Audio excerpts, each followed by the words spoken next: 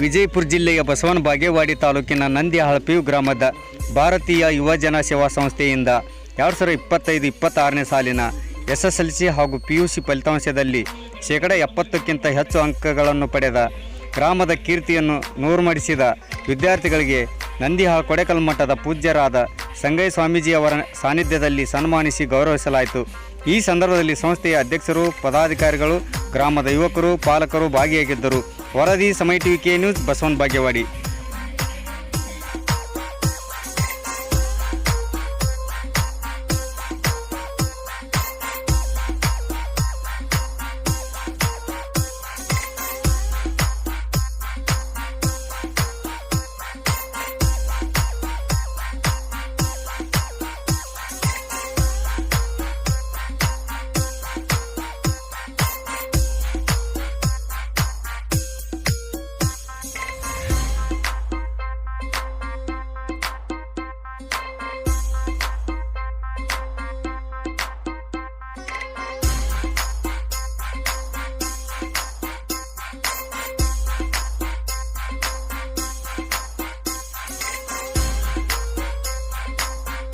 ಹಾಗೆ ವೇದಿಕೆ ಮೇಲೆ ಆಸೀನರಾಗಿರ್ತಕ್ಕಂಥ ಸರ್ವ ಗ್ರಾಮದ ಯುವಕರಿಗೆ, ಗ್ರಾಮ ಪಂಚಾಯತ್ ಸದಸ್ಯರುಗಳಿಗೆ, ಅವರಿವರೆಲ್ಲರೇ ವೇದಿಕೆ ಮುಂಭಾಗದಲ್ಲಿ ಆಸೀನರಾಗಿರ್ತಕ್ಕಂಥ ಸರ್ವರಿಗೂ ಕೂಡ ವಂದನೆ ಮತ್ತು ಅಭಿನಂದನೆ ಸಲ್ಲಿಸಿ ನಾವು